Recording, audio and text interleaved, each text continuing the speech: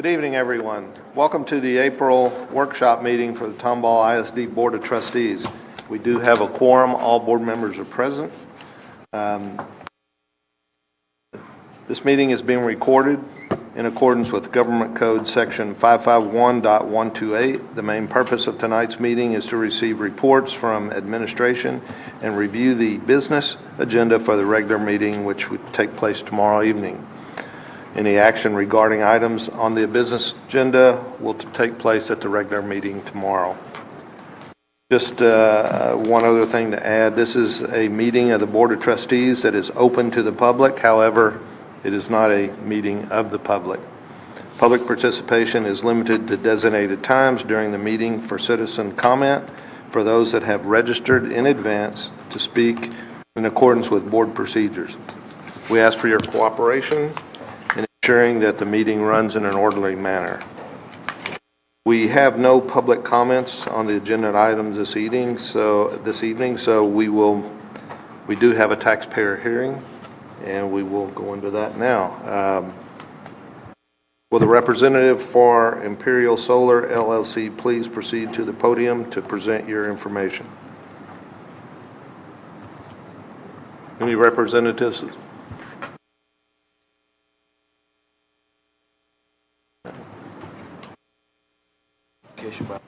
Waiting for this one.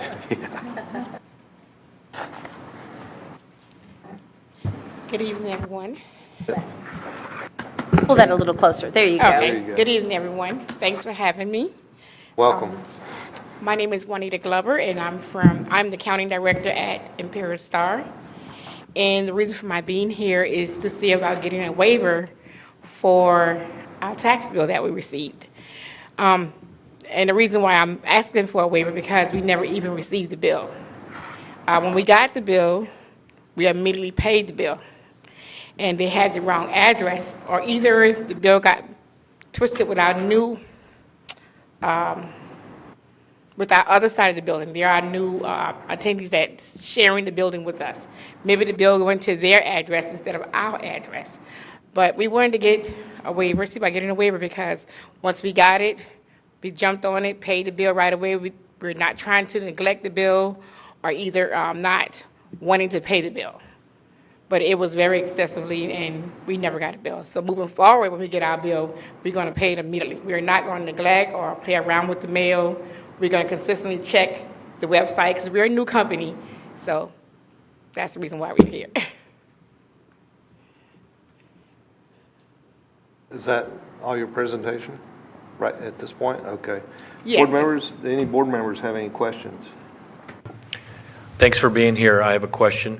How long has Imperial been in that building, in that facility? How many months or years? Well, 2023 is when the business started. Okay, 2023. Yes. But we weren't acquiring any mail. We just was getting there and getting the building together, bringing equipment in the building and getting set up for business. So in 2023, did you pay any property taxes? No, not. How about 2024? Yes. You did. Hold on, I'm not sure because I'm. Okay. I'm Yeah. still- No, this is important because it establishes a precedent Yes. as to whether you received a bill at that address or not. So I am curious. So we didn't receive a bill at the address. That was our first time getting a bill. Okay. So in 2024, do you recall how you were alerted that you had a tax bill? I think either through our attorney or either the owner, CEO, Okay. if I'm not mistaken, because I'm still partially new. Yeah, if there's a way that you could provide some indication, unless Dr. Z, you and team have already seen that, I haven't. If there's proof that, in 2024 you paid a property tax bill and there's an address on that, I would appreciate visibility to it. Okay. And you don't have to have it at this moment tonight. Okay. If there's a way you could, by noon tomorrow, Okay. send an email, attachment, something that indicates that to our tax office. Okay. That would be of great benefit. Okay, will do. Thank you. Thank you. Got a couple of questions. So thank you for being here. Kind of goes, I think, to a little bit what Michael was talking about too. It appears to me, based on the information that was submitted, that you have an agent for your property tax purposes, and that agent actually had set things up in 2024 with HCAD. Does that sound correct? That sounds about right. Okay. And then it appeared that the agent also submitted your address in 2024, and at that time, it did not have a suite number on it. Yeah, exactly. Okay. But I believe since then... Yeah, I made a correction. Y'all corrected that Yes. for 2025. Yes. But that's the only difference is there wasn't a suite number before, there is now. Yes. Additionally, did y'all receive your other taxes, the other tax payment notices from the county, the Harris County? Did you receive your Harris County tax notice? Well, that came through with, on the address where we didn't have a representative sitting at the front desk. So when she was sitting at the front desk, she would go out and meet the mail guy. So that was how we was able to obtain our other mail. But now that we didn't have anyone sitting at the front desk, we didn't get any mail. Okay. So that was one of the issues. But you think y'all did receive the county tax notice in the mail? I think we did. Okay. And of course, we have to abide by the statute as to whether we can, whether we have the power, right, to be able to waive penalty or interest. And the statute has certain things set out. But one of them is, receiving, whether you receive a tax bill or not, is not one of the requirements. Payment is required, and so some of that kind of goes to whether you received and paid the bill in 24, course of conduct there. So let me see, I think I had one other thing.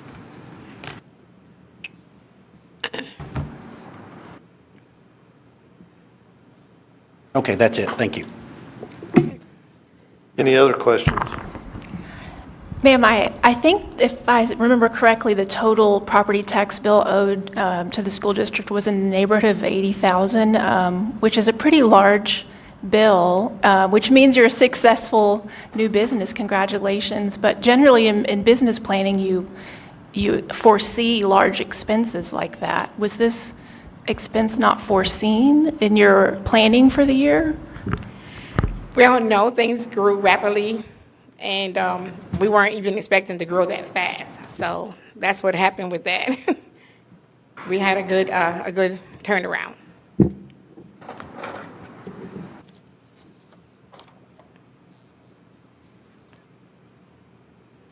Any other questions? I do have one thing. Now, with that total amount that you did see for the 87,000, 5,719 penalties was added to that to make it to the 87,000. So we didn't acquire a whole just 87,000. That was with the the penalties that were added to that bill.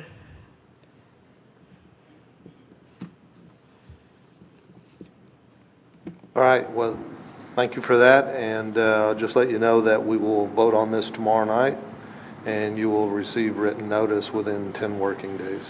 Okay, What would that the be verdict is. emailed or mailed to me? Normally, I believe it's mailed. It will be emailed, yes, ma'am. Okay, thank you. Thank you. Okay, Thank you for coming up tonight, we appreciate it. yeah, thank you for having me. All right. At this time, I will now turn the floor over to our superintendent, Dr. Z, and she will proceed with recognition. Thank you so much, President Lewandowski, members of the board, all of you in the audience today. It is nice to see this room so full. We would like to begin with recognitions, and we have several. We have staff, we have students, and it's very exciting to begin with our Meet the Staff. We have 2 new staff members that we would like to have them officially come up and share a little bit about themselves. I'm going to start with James Williams. He is the new Tomball West High School Campus Athletic Coordinator and head football coach for the mighty Black and Gold Tigers. Coach Williams.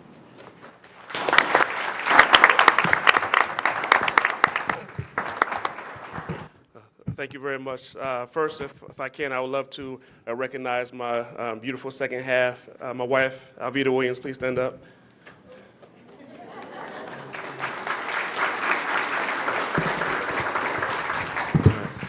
I'd just like to say first, Ms. Lewandowski, Ms. Salazar-Zamora, the board, cabinet, and our esteemed members of the audience, I thank you for the opportunity to be up here before you tonight. I am very proud and very honored to stand before you as a new athletic coordinator and head football coach at Tomball West High School. This is an amazing district. And I've been here a few short months already, and I've met some amazing people, from some administrators, community members, teachers, and most importantly, the kids. And there is excellence all over the place. And so it's an honor to be here and to be a part of that excellence and to serve the Tomball community.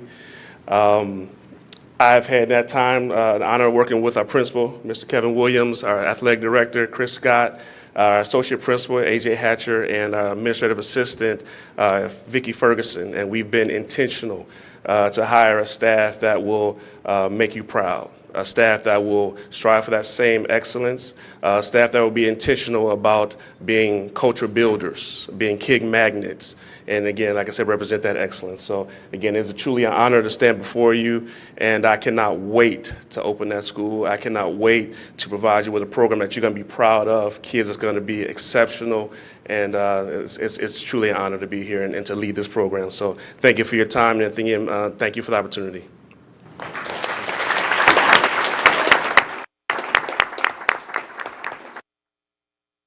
Thank you so much again. We are glad to have you. Next, we have our new Director of Transportation, Matthew Schwer.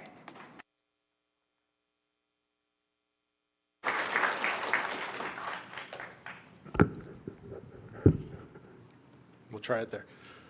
Thank you very much for the opportunity to be here tonight. Mr. Lewandowski, Superintendent Salazar-Zamora, Board, members of the Cabinet, and Tomball parents, students, it is an honor to be standing here today. 25 years in education, and one thing I've learned is that the students are the most important. And they can't do what they need to do unless we have an amazing transportation department. So I have the opportunity to lead an amazing transportation department. Unlike my predecessor, my team is pretty much in place. And what I've come to realize is that Tomball ISD is amazing and has amazing people. So I have the opportunity to lead an amazing department of people that are already there. My commitment to this district, to the parents, to the board, to everybody, is to make sure that Tomball ISD transportation is the best, that we uphold that tradition of excellence that Tomball ISD stands for. I would be remiss in saying, in not recognizing my better half and the other three.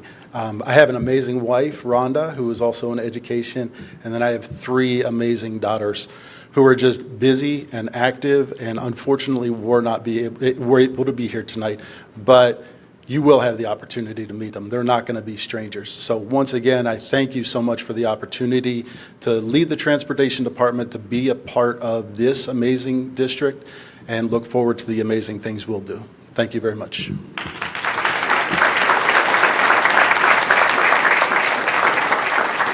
Very excited to have both of you, and again, welcome to Team Tomball.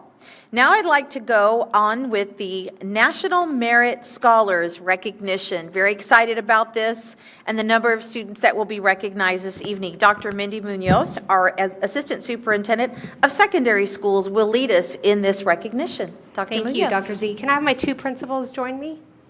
Perfect. Thank you. President Lewandowski, Dr. Z, members of the board, cabinet, and guests, it is my honor to introduce our National Merit Scholars. These scholars really are at the summit of academic excellence. To be placed at the top 1% nationally in a rare feat that speaks to both their natural talent and their amazing achievement. This achievement belongs not only to the students, but to our amazing Tomball ISD educators and the families who have championed their success. We celebrate these students tonight as the future leaders they are destined to become. I now ask Principal Dr. McKinney to present Tomball High School scholars.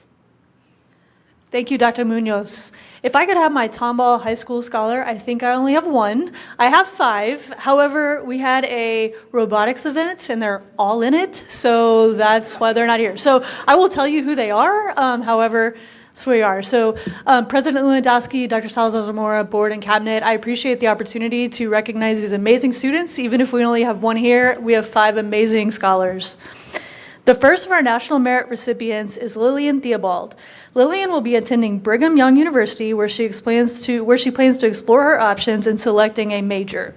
During her time at Tomball High School, Lillian has been actively involved in National Honor Society, marching and concert band, and Bible study club. When I asked her teachers about her, they had some amazing things to say, but I thought one of the most prevalent was, the best thing about her is that at her core, she's an outstanding human being. She notices other students who are struggling and quickly jumps in to help. She takes time to ask how they're doing, and she does the same with others. She has the brightest of bright futures ahead of her. We had Daniel Huffmeister. Daniel will attend the University of Texas at Austin, majoring in computer science. He's been involved in robotics, UIL, computer science, Science Olympiad, and National Honor Society. Going shorter with these because they're not out there.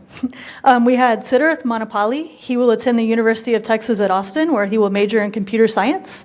He's involved in DECA, debate, robotics, and also National Honor Society. We had Arav Mehta. Arav plans to attend the University of Texas at Austin and major in biomedical engineering. He participated in National Honor Society, UIL Computer Science, and the Texas Science Fair. Okay, go up there. I had one join me. That's awesome. Finally, we had Nathaniel Larimore. Nathaniel will be attending the University of Texas at Austin, majoring in computer science.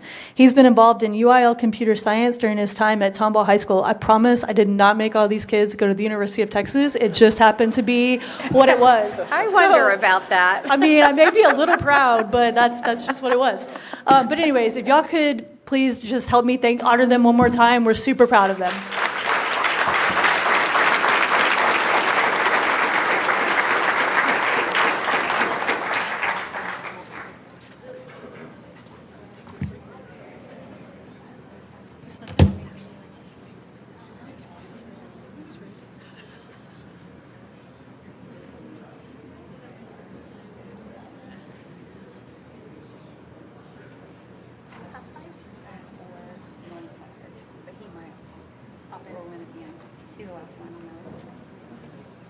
I'm prepared to go shorter if he's not just.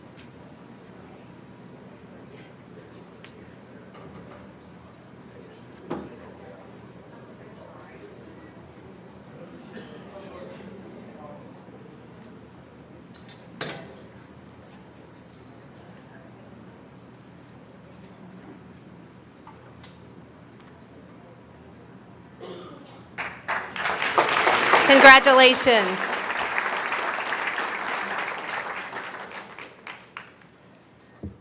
Now I ask Principal Jennifer Collier to present Tomball Memorial finalists.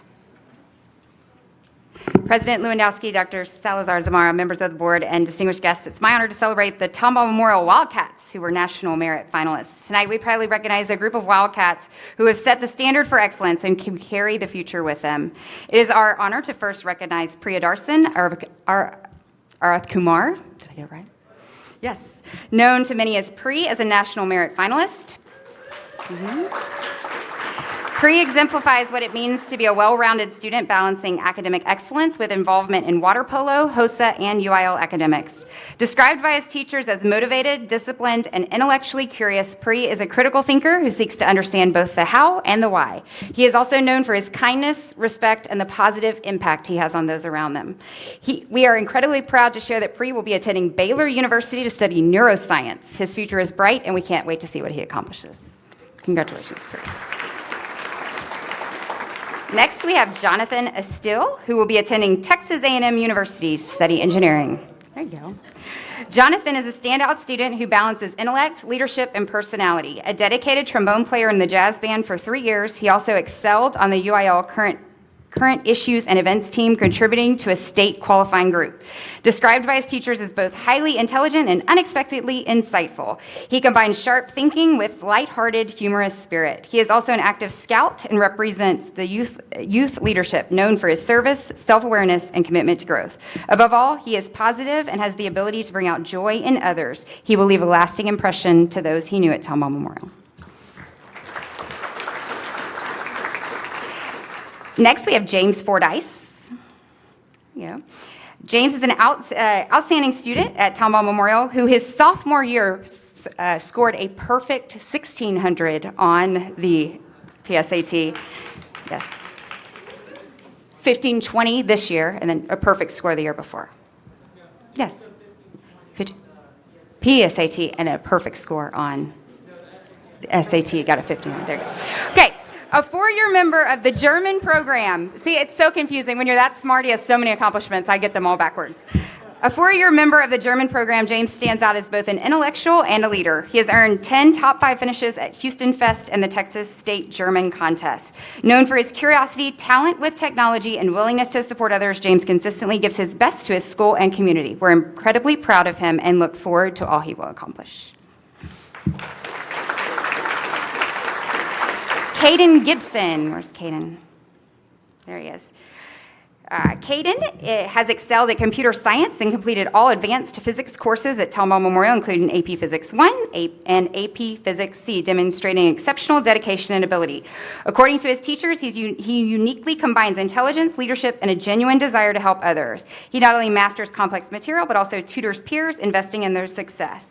He is a beacon of inspiration at Tomball Memorial, and he will attend Texas A&M University to study engineering.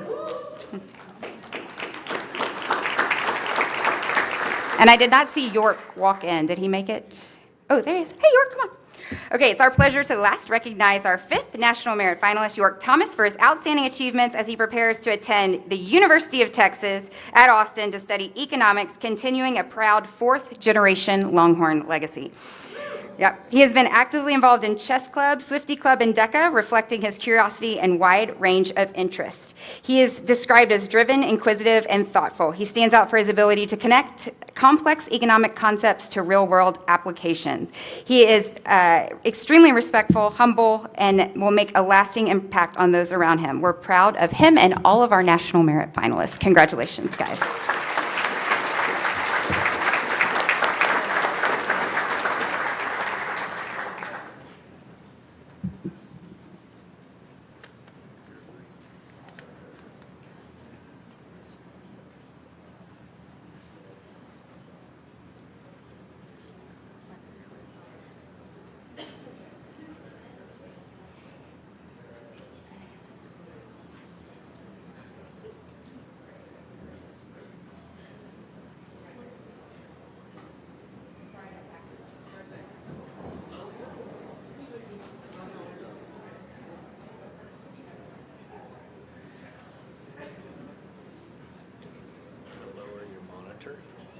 Because I can't see you guys.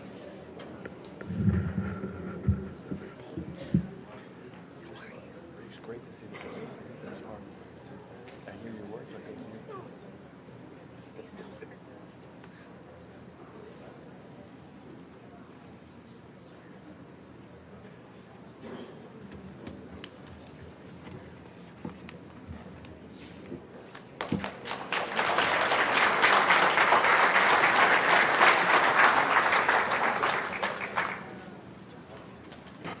Congratulations again to all of our outstanding National Merit Scholars.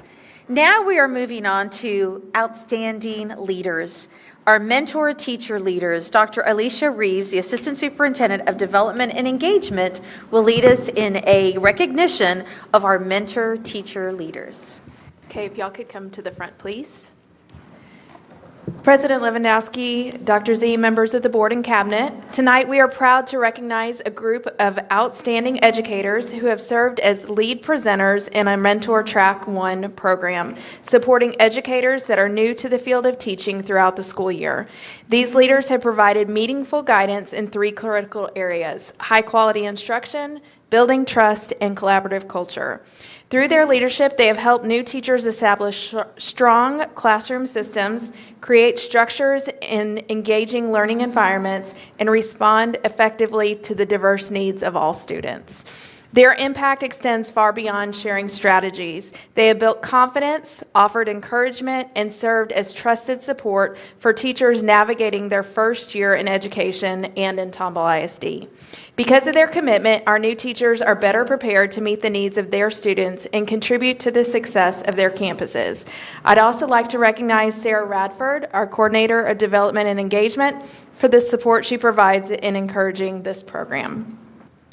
At this time, I'd like to recognize the following leaders for their dedication and service. Mallory Alspaugh from Grand Oaks Elementary, Sarah Dvorak from Grand Oaks Elementary, and y'all can just step forward when I call your name. Lindsay Fagan from Timber Creek Elementary, Tessa Guest from Tomball Memorial, who is not here this evening, Charles Hawken from Willow West Intermediate School, Kyle Rockaway from Timber Creek Elementary School, Sydney Ashton from Grand Oaks Elementary, Les Benjamin from Tomball Intermediate School, Christy Godoris from Grand Oaks Elementary, Kristen Judd from Grand Oaks Elementary, Marcella Long from Tomball Memorial High School, Mary Rainey from Tomball Memorial High School, and neither one of them could be here this evening. We also have Corey Coombs from Timber Creek, Desiree Harcrow from Timber Creek, Crystal Hendricks from Creekside Park Junior High, who's not available to be here, and Ashley Turley, who is not available to be here either. Thank you for your leadership, your expertise, and your commitment to supporting others. Your dedication is why Tomball ISD is not just a district, but a destination. Thank you.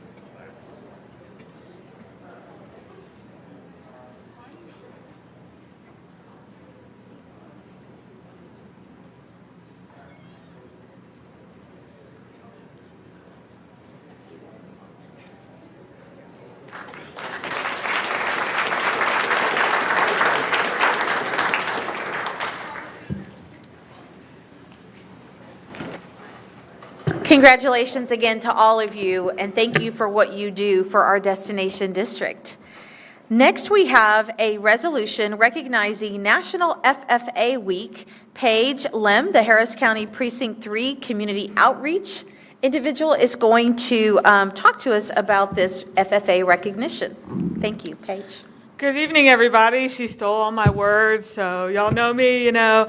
But like she said, I'm with Commissioner Tom Ramsey's office. So Harris County is broke up into 4 precincts. Number 3 stretches all the way from like Katy area, all the way Tomball, Spring, Humboldt, Crosby, way over there, Lake Houston, all the way down to like Baytown. So huge area, but we truly are honored to have Tomball in our precinct. I know everybody keeps saying destination, but it really, really is.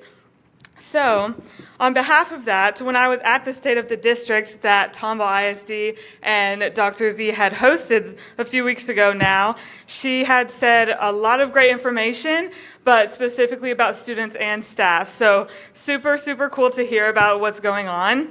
And even better, it marks 2026 as year 50 of y'all participating in FFA and success along those lines. I personally know somebody that now has a scholarship to do FFA, and she went to Tomball High. So super cool to see. But on behalf of the commissioner, we do have a resolution to present to Tomball. And a resolution has to go through court, so it has to be passed by all the commissioners and the judge. So we all know how hard that is, you know. But moving on, so all of their signatures are on here, but on behalf of him, I'll read it. Every year, chapters of the FFA participate in National FFA Week to highlight their invaluable contributions to our community. The National FFA organization was originally established in 1928, almost 100 years, so that's pretty old. It has since grown to over 9,400 local chapters across the United States, Puerto Rico, U.S. Virgin Islands, almost supporting over 1 million students. The Dynamic Youth organization is changing lives for the better by preparing members with leadership skills, personal growth, and successful careers through agriculture, education, hands-on experiences to inspire not only farmers, but veterinarians, chemists, engineers, biologists, and entrepreneurs. As their members rise to the challenge of marking their communities as a better place to live and abide by the motto, learning to do, doing to learn, earning a live, and living to serve. Thank you very much.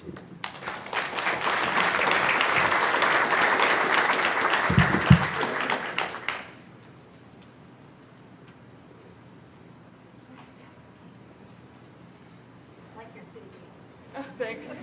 I feel like these are very boring, so I'm trying to dive them up.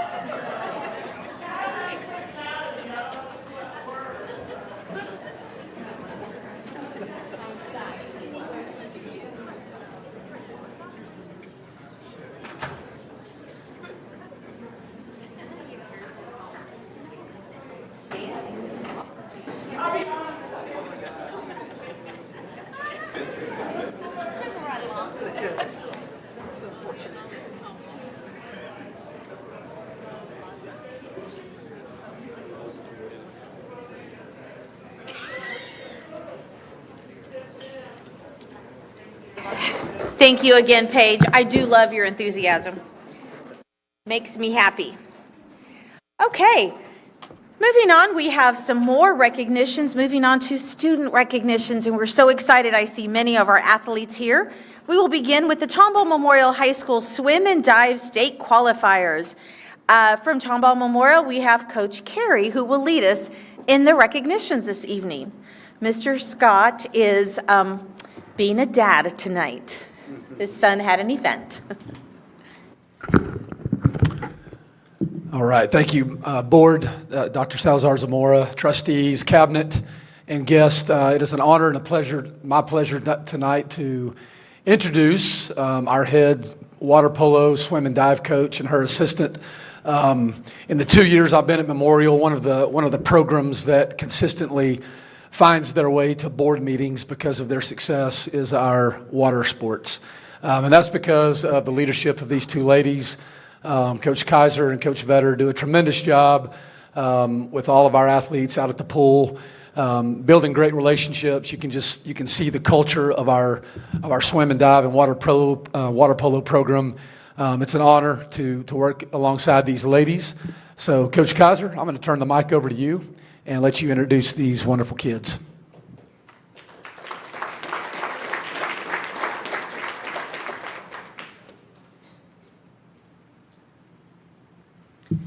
Thank you, Coach Carey. Thank you, Dr. Salazar Zamora and Tomball ISD board members and trustees for recognizing the Tomball Memorial High School state qualifiers this evening. I'd also like to thank Mr. Scott, Coach Carey, and Katie Keating, who offer support and guidance each time we make it to the postseason. Thank you to our parents who support our athletes by getting them to the pool by 5:45 a.m. for practices and for sitting through 4-hour meets to watch your kids swim a race that could be over in less than a minute. And shockingly, that's what we want to happen. I also need to give a special thank you to Coach Alicia Vetter, who has taken the reins of our dive program, earning a District Dive Coach Award, and even more importantly, she handles all the emotions on the team, both the kids and mine.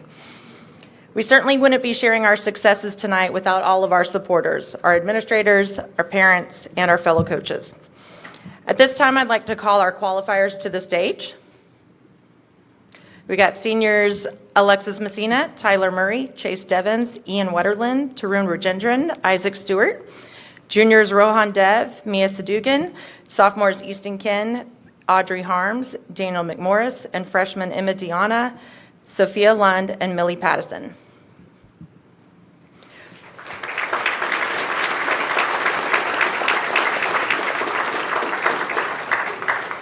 So these athletes have really shown what it means to set goals and then do the work that it takes to achieve them.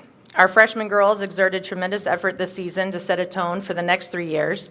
And after finishing last season with a hunger to prove themselves, our senior boys demonstrated remarkable dedication in a year where most seniors were choosing late arrival over early morning practices. I'll start with our girls, as they always start the meets. Senior Alexis Messina made her 4th and final appearance at the state meet this year. As a 2024 and 2025 All-American, she had great expectations for this season, but continuous bouts of illness prevented her from training as she would have liked. And yet, her tenacity and her commitment to her sport earned her an individual appearance in the 100 breaststroke, where she finished in 3rd place. And she earned a spot on the TSCA All-American State team in both the 200 IM and the 100 breaststroke.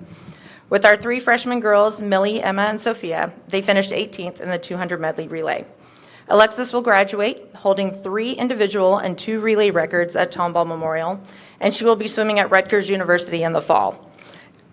These girls you see tonight claims 4 spots in different events for the TSCA All-State team events. Our boys team also had a phenomenal season, winning the District 15 championship. Sorry, it was a pretty awesome night.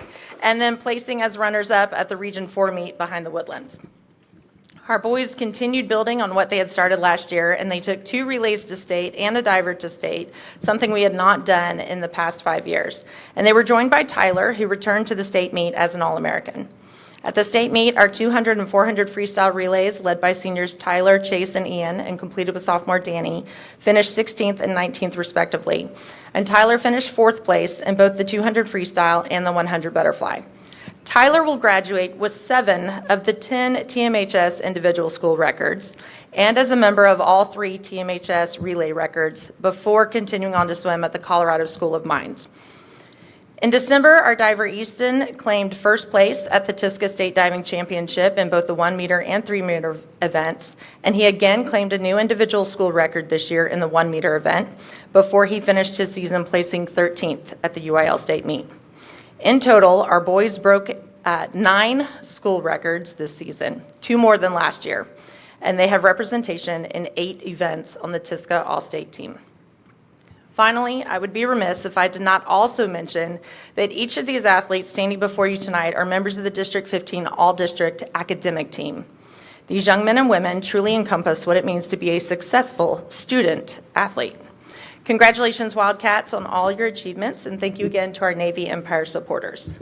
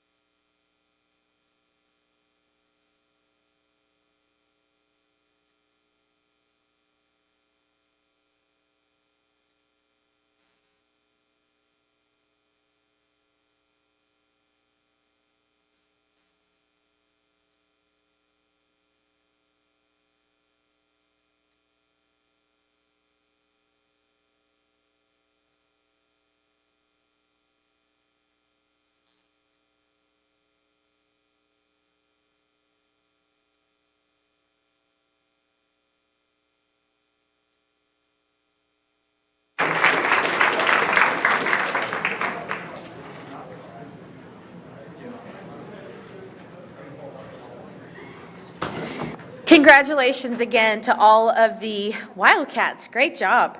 Next, we have the Tomball High School Swim State Qualifier, and Coach Handel will do the honors this evening. Coach. All right.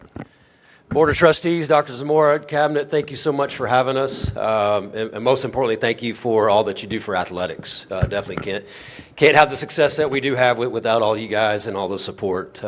Before we honor our teams, definitely want to thank our awesome principal at Tomball High School, Dr. McKinney, and Chris Scott, our amazing athletic director, for all they do for athletics and our student athletes. So one quick thing, I do want to congratulate Coach Williams. Had the honor to know him prior, but he's a great dude. Had the privilege of getting to know him a lot better the past couple months. So Tomball got this one really right, knocked it out of the park on that. So again, welcome, Coach Williams. Look forward to getting the opportunity to work with you in the future. But if this is going to work, buddy, we got to be on the same page on the dress code.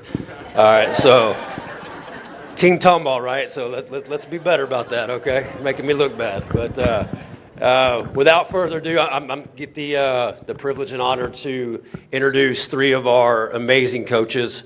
Not only are they just unbelievable leaders, phenomenal leaders, but they're good for kids. And I can't say enough good things about them, but we're going to get right to it with our head swim, dive, and water polo coach, Coach Sampson. And then we're going to transition right to girls soccer and our head girls soccer coach, Coach Parsons.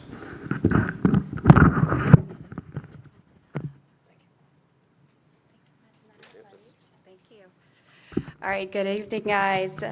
Good evening, Dr. Zamora. Let's see, now it's going to be messed up. Oh, my goodness.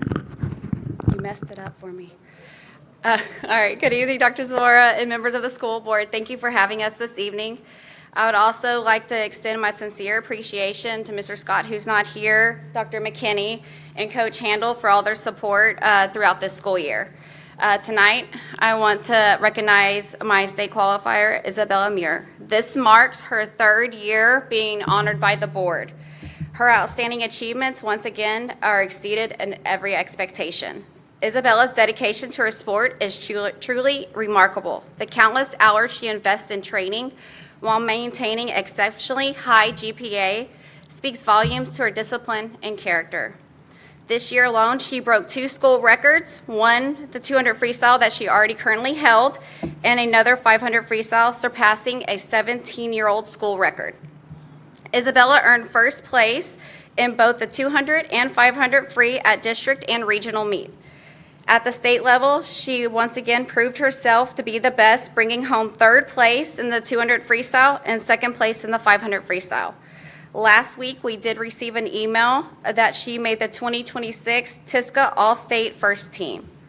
I am incredibly proud to be her coach, and I'm excited to see what she'll accomplish during her senior year and beyond. Isabella has done early commitment to swimming career at Princeton University, a testament of both her athletic and academic excellence. Her hard work, perseverance, and passion to sport has truly paid off. Congratulations, Isabella.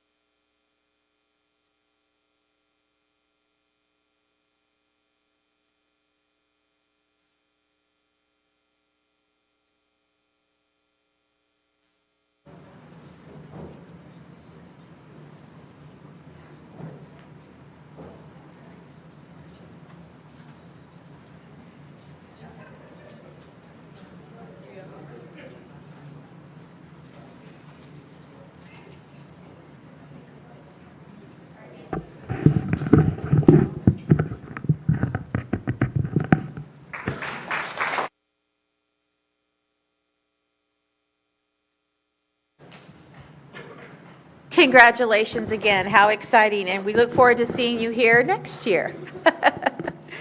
Okay.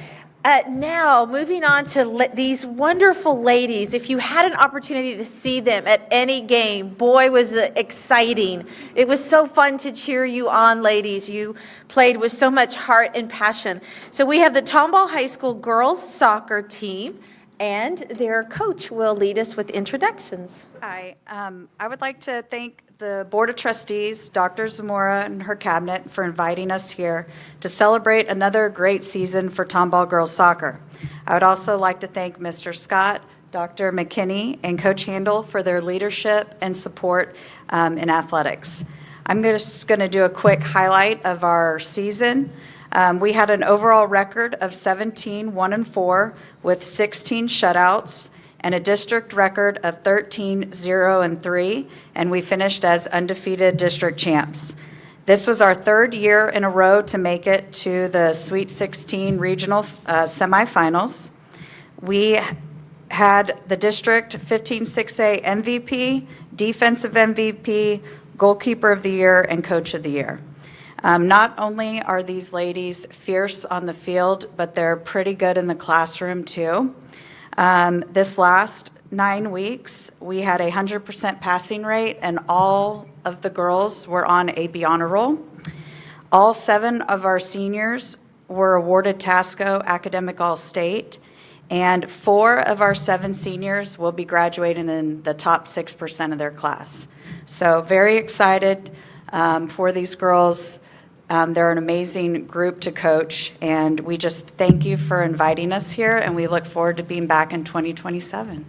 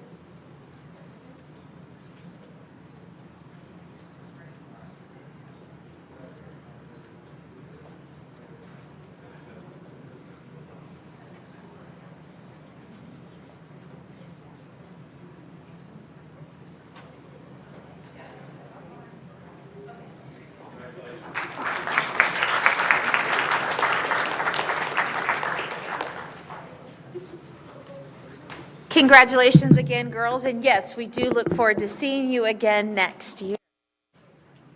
Hey, I'm going to move on to reports. Yes, sir. Oh, I'm so sorry. Yes. Okay, now I'm going to move on to reports. This concludes our recognitions for the evening. At this point, if you were here for a recognition, there is no shame. If you would like to step out, we understand. That's usually what happens. Okay. Again, this concludes our recognitions. We will now proceed with reports.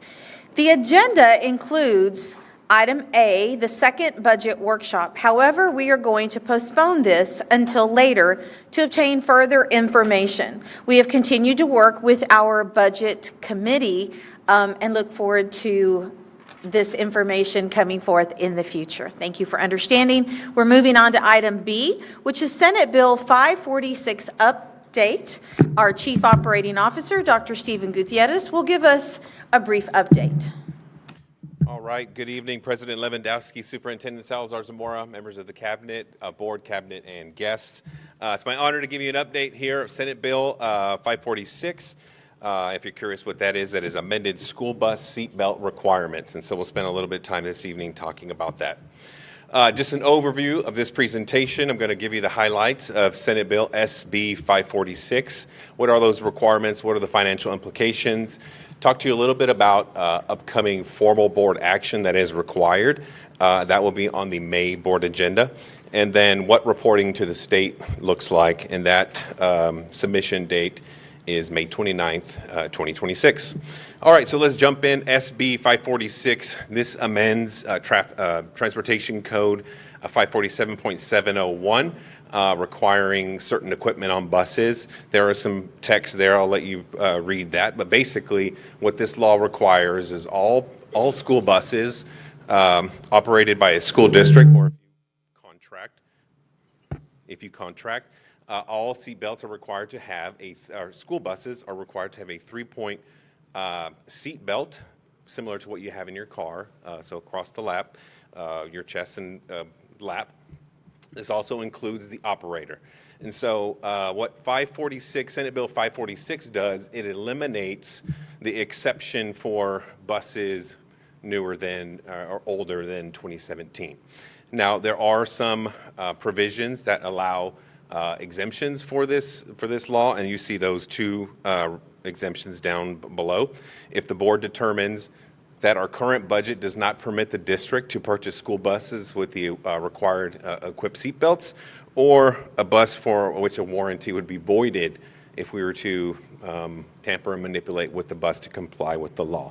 And so we're going to break down those two requirements, what is required for you of the board, and share the required information for Senate Bill 546. So we're required to assess and present this information to the board. And you see the bullet points. How many of our buses are fully equipped with the 3-point seat belts? How many have a 2-point seat belt, which is a lap seat belt?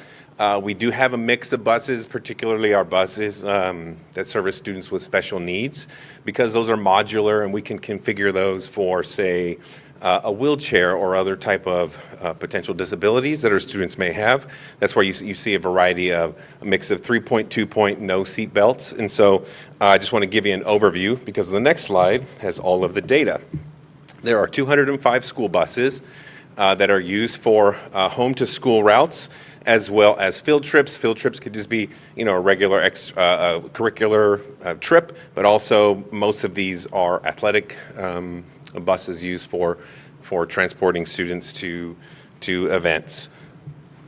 As you're reviewing that data, just the green box there highlights all of the buses that are currently in our fleet that are in full compliance. So roughly about 50% of our buses are in compliance with a 3-point seat belt.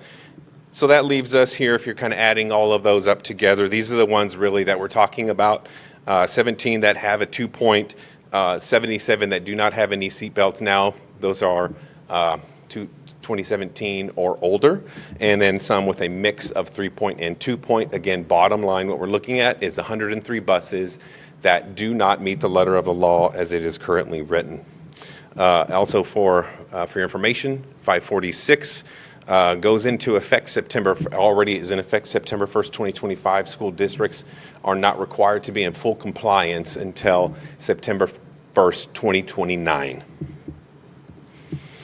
So let's take a look at one of those provisions. The first one is fairly easy. This is about warranty based on the age of the bus, again, 2017 or older. There are no active warranties on any of those buses, and so we cannot exempt any of those 70 or 103 buses for a warranty exemption. So let's take a look then how much this will cost the district to be in compliance with this law. So we have obtained 3 quotes from approved vendors. I do want to make a note that our manufacturers will not install these seat belts after the fact. So we are contracting with third-party vendors that will do a retrofit on these buses. More information to come on that. It's important to note that these 3 quotes and the data that I'm showing here that's below this is only for parts and labor, and this does not include any unintended consequences for installing those seat belts. Also for your information, those seat belts must be anchored to the seat and to the frame of the bus, right? And so what we have to do is pull up the floorboard or any equipment or related structure we have to pull up the board to anchor the seat belts into the frame of the bus. Because these buses are 2017 or much older, we do assume that there is going to be damage to those floorboards and items that have been worn over time. And so you see the quotes here below for a standard 77 passenger bus. It ranges from 35 to 41. You may ask why the range. Those are 3 quotes. That's the span of the 3 quotes there. For a special needs bus, $21,000 to $27,000. That is for a retrofit. We could also get in compliance with this law by purchasing 103 new buses. A new standard 77 passengers is about 150. Special needs bus is about 130. The average price there is 140. So let's take a look what those numbers mean in practical sense. To retrofit the 77 passenger bus, there are 77 of those. You see the range almost 2.7 to 3.1-ish million dollars. 26 special needs buses, a range again from almost 5.5 to 702, for a grand total of a range between just over 3.2 to almost $5 million for retrofitting. For purchasing, you see the average cost of 140 at 103 buses. That would be almost $14.5 million. Just a note there, that should be a little asterisk there instead of a little question mark. That is, again, the asterisk on the estimated cost. Just to remind everyone, this is base costs for parts and labor. We do assume these final costs will be higher depending on once we get in and see what happens on each bus. And so that would be a case-by-case individual assessment on each bus. So again, I would assume that those costs would be higher for retrofit. Here are some other considerations for us to take in while we look ahead to the May action item that is required by the board. These quotes obtained by third-party vendors, there is specific language on these quotes to say, we will do the work, but we are unwilling or unable, or we won't, bottom line, assume liability. And so talking to General Counsel, you all know as a school district, operating a motor vehicle is one of the only instances where a district could be held liable. And so we would be taking on that liability, say if that bus was in an accident, God forbid, and it was determined that an injury to a student or the driver was as a result of a retrofitting, since the company will not assume liability, we would assume that liability. General Counsel Sherman, please correct me if I'm mistaken. And so that is a huge consideration by itself to consider, aside from the financial implications, because this could have far greater consequences. Moving on, this also has some implications to the finances, which I know we're all concerned about how to make this happen and be in compliance. After all school districts report by May 29th, 2026 to the state what it will cost, or if we can be in compliance, the state is going to compile all this information and present it to the governor and to the legislature to say, here are the X amount of millions required to bring school districts in full compliance with this law. While there are no guarantees right now for additional dollars to be spent, to be given to districts to spend to be in compliance, we have had direct conversations with individuals at TEA who are saying, they would like us to gather this information, and the reason why they need to know how many districts can be in compliance is because they are capturing this amount of money to say, do we have it in the budget to provide this to school districts? So this is all in their fact-finding. In some early guidance that we're receiving, there are grant opportunities that have been stated that will be available after the reporting period closes. This is for eligible school districts only. It does not specify who is eligible, but I would assume eligible districts are those who stated they cannot meet the financial burden for complying with this law. So in essence, if we say we can meet the financial commitments, we potentially would be excluding ourselves based on all the guidance that is written for potential grant opportunities from the state down the line. I want to end with this. I know we're talking about finances and the law, but the bottom line is, and has always been, that Tomball ISD is committed to safety, whether you're on a campus or on a school bus. So that remains our top commitment. And I will just reiterate or say for the record that the school bus on the road is it is the safest vehicle that is on the road. And so I just want to let you know right now, before I mentioned we have 50% of our fleet that has these 3-point seat belts. And I'm grateful for the drivers that do a great job, rain or shine, cold, hot, sunny, humid. They do a great job to ensure that our students are safe, that they are observing all traffic laws, and I am just grateful for their service in keeping our students safe, nearly 12,000 students that we transport daily. And so again, just want to assure you that safety, regardless of what decision that we make, that will be the priority, and I do want the board to rest assured on that. Okay, final slide before we ask any questions. At the May board meeting, there will be an agenda item for the board to take formal action that is required by law. We will make that a recommendation as an action. Again, this will also be, we will make our recommendation at this time, depending on the conversation, or essentially our recommendation is that we do not have the financial means to be in compliance with this law as it currently stands with our current budget. For your reference, with Bond 2025 funds, we've already purchased 64 buses. 24 have already come in and are factored in the 205.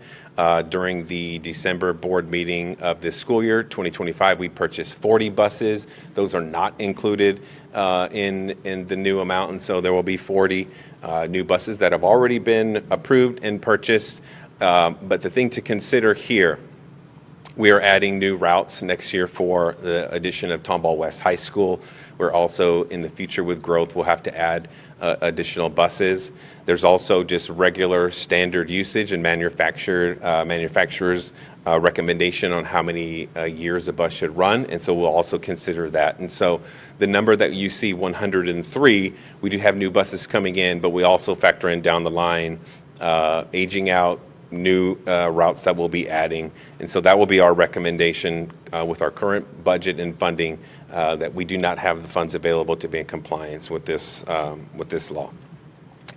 Part of that action item will be to authorize the superintendent to submit the information that has been shared with you to TEA by May 29th, 2026. Before I move on to questions, I do want to thank again General Counsel Holly Sherman for her guidance and counsel on this. Also to the transportation team, Danielle Fair, Matt Schwer, and Diana Christensen, as well as all of our transportation, our shop foremen, who were instrumental in gathering all this information. So with that, I open up for questions. Hey, Stephen, I'll go first. So the action for the board in May is to approve the reporting of the numbers, the 3-point, 2-point, the numbers. That's what the action is, right? The action will be to first state if we are going to comply with this, which means we're going to make the financial investment, or that our current budget is not available. Or okay, so we'll report, and then we'll indicate the recommendation by you is that we don't have the budget to support it. Correct. Okay, got it. And authorize the superintendent to report that to TEA. Correct. So I just have a few other questions. Just a new bus cost with seatbelts is what? A standard 77 passenger would be $150,000 plus tax. Okay.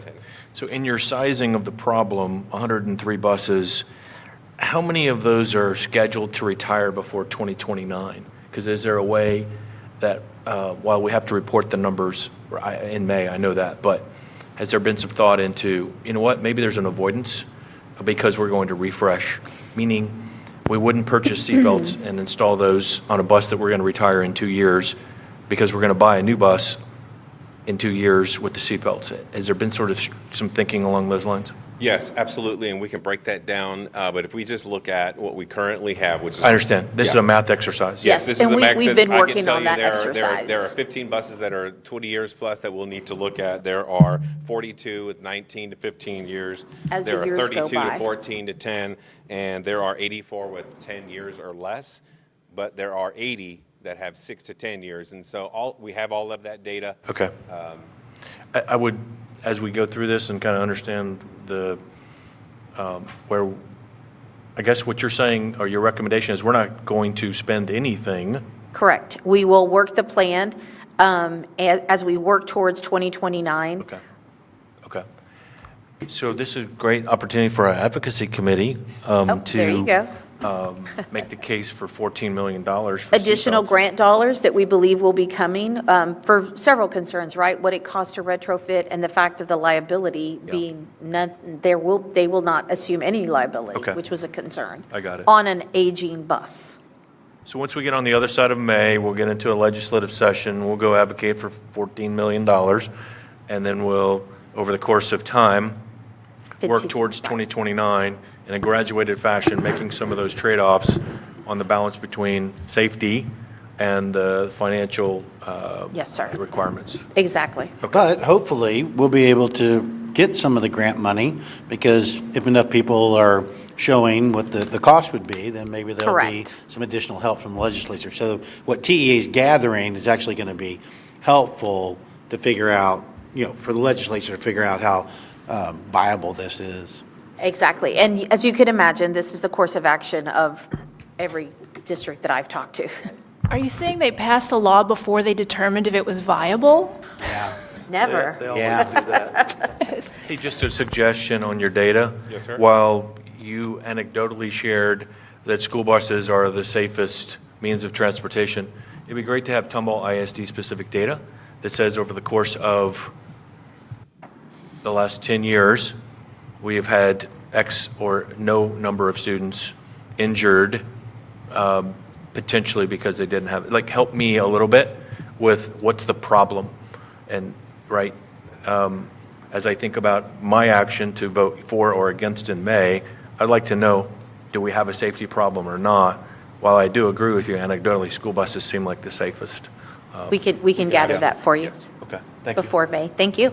Hey, two questions I had, Stephen. So first off, in the information that needs to be submitted to TEA, I think you said you had to submit the cost of full compliance.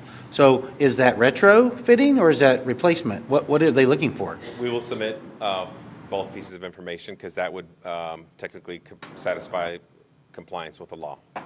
Okay. So we would say if we retrofitted, it would cost this much, the 4 or 5 million. Which we have an unknown there from the adjustments, the modifications, and then you say 14 million for complete replacement. Correct. So we give them both numbers. Yeah. Okay. Secondarily, okay, so this is a requirement to have 3-point seat belts on every bus. Correct. For every seat. Okay, so the legislature's also passed a law that says they must be used? Not explicitly. Okay. So there's no requirement to wear the seat belt in the law, but there's a requirement to have them available. Yes. Okay. And drivers do make their best effort. Students wear your seatbelts. And this is something that we could also reinforce with parents. Just as a reminder, personal responsibility to put that on, again, because you have a driver whose primary responsibility is to keep everyone safe while they're driving, while also monitoring 77 individuals behind them. Okay. Any additional questions? Mr. McStravick, I was thinking the exact same question, and I really don't know that my kids wear seatbelts on the buses, quite frankly. They've ridden the buses for years, and I don't think they wear them. I would think there would be a different behavior possibly between elementary students, maybe wearing the seatbelts more so than, I can't imagine high school students wearing them, quite frankly. So this is very interesting. It will be interesting to get this data compiled for the whole state. And I think this would affect our ability to, my understanding when we retire buses, quite often we sell them to another district. and that would make it harder to sell an old bus, and it would just pass that burden to retrofit onto a district that's more cash-strapped than we are. Absolutely. So anyway, great report. Thank you. Thank you. Thank you so much, Dr. Gutierrez. Wait a minute, one couple of questions. The buses that we now have that have 2-point belts, those have to be removed and replaced with 3-point belts? Yes, that would be part of the retrofit if we decided to do that. And if we are forced to do this on our own, this would be what, a budgeted item in the transportation budget, and we would pull it out of fund balance? Where would we draw that funding from? The money to retrofit would need to be tied in with the general fund budget, yes. And I believe they did say that they would allow donations, right? Yes. Okay. Donations, grants, or yes. All right, thank you. Okay. Any other questions, comments, thoughts? Now, thank you very much, Dr. Gutierrez. Appreciate that. So that concludes good job. That concludes the workshop agenda, and I would like to now move on to the review of the business agenda for April 14th, 2026. We'll start with the consent agenda. We have, and I'd like to have a conversation about several items that we have. Moving on to item F. The ones prior to that you are routinely used to seeing. The F is, of course, a donation of $7,000 from Tomball Intermediate School PTO, followed by a $10,000 donation from West Elementary PTO. We have the approval of the proposed library material and donation acquisitions, which you've also seen in consent for some time, as well as 2 out-of-state field trips, the request for 2 for VEX Robotics in the areas as listed in your agenda. The final item is various employment contracts, again, that you are used to seeing. I'd like to have a conversation now about the considered agenda. The first one starts with the individual who came tonight, representing Imperial Solar. For the account number as listed, they are asking for the district to waive a penalty of $4,902.55 with an interest of $817.09 for a total request of waiver of penalty and interest of $5,719.64.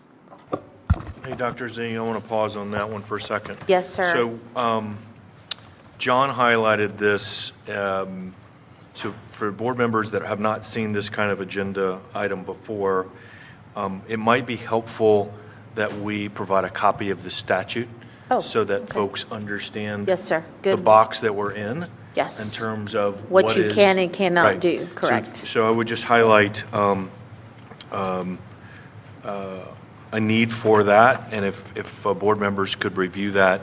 But one example, we may waive penalties and provide for the waiver of interest of a delinquent tax if the taxpayer submits evidence showing that the taxpayer attempted to pay the tax before the delinquency date by mail. One example, right? In this case, I didn't see that, but I'm looking at 5 pages of the statute, and what I'm referring to is the tax code, chapter 33, the delinquency section. So if we could get some help on that. Yes, and sir. that way all board members can understand the box that we are in and where we can approve or not approve. We will definitely get that. Thank you for the recommendation. I appreciate it. Other questions? Yeah, well, I just want to expand on what you just said too, though, right? So I think the attention is on the one that's dealing with a mistake by the HCAD or an officer of the taxing entity. And it goes through, if there's a mistake and it was misdelivered, then there's recourse. But in this case, I didn't quite see that. But anyways, take a read. Was it 33.011? Yes. Tax code, Texas tax code. So it's, I don't know if I got the pages right, but I've got pages 1, 2, 3, 4, 5 of 50. I don't know if the 50 makes sense, but it's tax code, chapter 33. Okay. Thank you so much. Any additional comments or concerns regarding item number 1? or A. Moving on to B, approve the 26-27 TEKS certification. I think I saw on that one, the date may be incorrect. It said that the board would approve on April 16th, but it'd be tomorrow, right, the 14th? It would be the I don't know if 14th. it matters, Yes, but I just we can noticed that. correct that. Item C is to approve, and this language is rather specific. You are used to this language, I'm sure, but it is as it must be read. Approve an order authorizing the issuance, sale, and delivery of Tomball ISD's unlimited tax refunding bonds, Series 2026, setting certain parameters for the bonds, authorizing a pricing officer to approve the terms thereof, levying a tax and providing for the security and payment of such bonds, and enacting other provisions relating thereto. Are there any questions, comments, and/or concerns? For the benefit of Patrick, we'll go ahead and Patrick, can we get a layman's version of what this is? And I see our friend is here. Yes, I was going to say, come on up, Mr. Rova. Can you just, basic terms, layman's terms, like you do every year, what are we doing here? Yes, sir. Is this on? Can you hear me? John Robo, let's see. Financial Securities, Financial Advisor. Hold on just 1 minute. I'm so sorry. I think we need to get that just a little bit louder for you. Why don't you tap on it a little?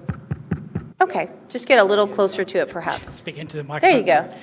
So, great question. So when we have refunding opportunities, which is we're taking existing bonds and refinancing them with new bonds at a low interest rate, we lock in interest cost savings.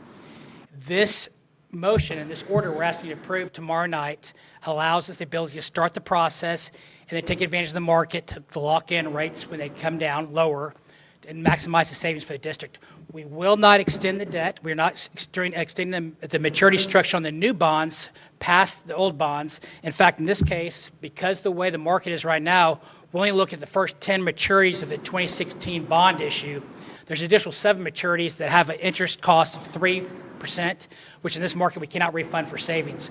So we're cherry picking the ones that generate the most savings for the district and also trying to maximize that through the timing of the bond sale. So we're asking you to approve it so we can get working, get it ready to go, and then pull the trigger when the market allows us to. Questions? Yeah, John, thanks for being here. So I had a couple of questions. One's dealing with, when I go back and I look at 2026, in the historical chart that's in the presentation. Yes. It looks like to me that 2026 looked like the municipal bond market was somewhere between 3.25 up to maybe as high as 4. Is that a fair assessment? In 2016, sir? Is that what you mean? 2016? Yes, sir. Yes, sir. 2016, historically. Because I'm so sorry, 2016. Yes, sir. So it looks like we're around 325 to 4. Correct. In that range during that year. Most of these show a coupon that are in the 4 to 5 range. Correct. So, and then when we look historically, or we look where the market is right now at 4 3/4. I'm trying to see how you're generating the savings. And so maybe there's discounts or premiums involved, and so kind of go through that a little bit. Sure, yes, sir. So when we sold the bonds in 2016, yeah, interest rates were lower based on the market at the time. We assigned a coupon based on investor demand, whether it was 3%, 4%, or 5%. Actually, in this case, there were a lot more 3 and 3.5s than we've seen in other bond issues in the past. But those coupons are determined by market demand. Okay. And with that, that's the coupon the district will be paying. The yield is what we also price the bonds with, and the yield is what the investor's going to receive. That spread, in this case a premium, was generated, which allowed us to issue less debt to generate the same amount of proceeds. So we lowered the interest cost in the bonds. Okay.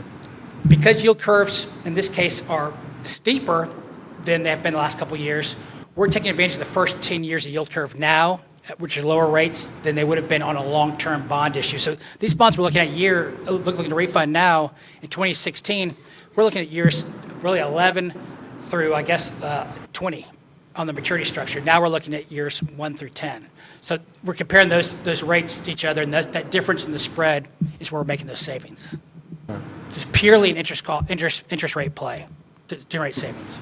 So if the market's currently at 4 3/4, you're going to, what do we need to be able to recognize the 174 in each of the 1,000 in each of those years? Well, so right now, the 4% you're talking about is actually based on a 30-year structure. Right. We're looking at 10 years now. So right now, we're looking at probably an interest rate of right around 3%. Okay. All cost. And then average rate of bonds, we're looking at refunds close to 4%. So that spread there is where the savings comes into play. Okay, that's what I was looking for. I was missing that piece, so thank you. So let's reinforce that. Let's underscore that. So a potential opportunity is to take a 30-year bond that's in the market, maybe issued in 2016 at roughly 4 3/4, target a 10-year bond with the potential of 3%, so that locks in the difference between 3% and 4 3/4, thus saving our taxpayers' dollars. And we're also making our debt younger, right? We're not, well. Go ahead, John. We're Correct me. We're not extending the debt. We're making it cheaper. So Yeah. interest cost is reduced. Yeah. But the maturity structure on the existing bonds, 2016, that we're not going to call, will still be out there. Okay. But we're not going to extend this past 10 years. So we're matching the maturities to maturities. Again, it's purely an interest rate play. Got it.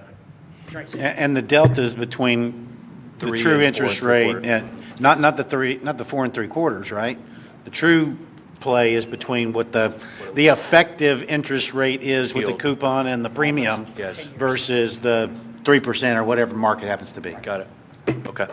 Thank you.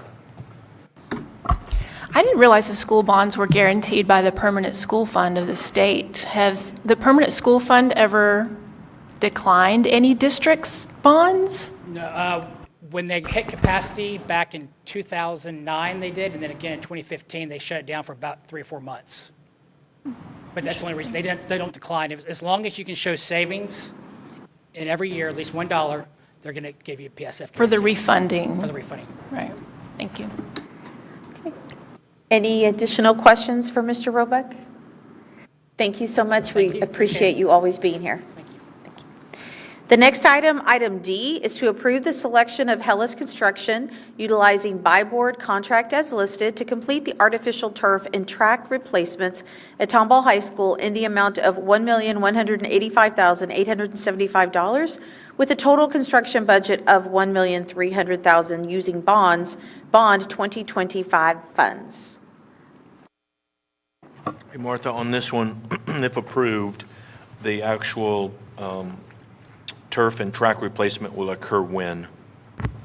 Well, there is a cycle, and it's a hairy cycle. This summer, or is it? So the turf and track replacement at Tomball High School would occur this summer. This summer? Yes. Okay. Thank you. Okay, thank you.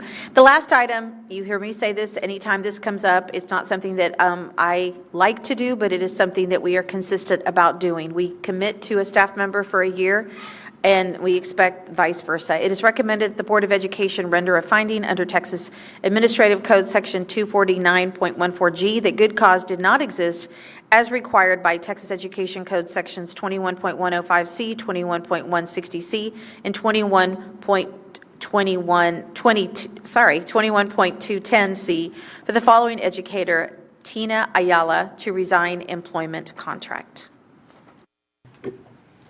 So Martha, I do have a question on that one. Uh-huh. So remind me again how good cause works with a promotion?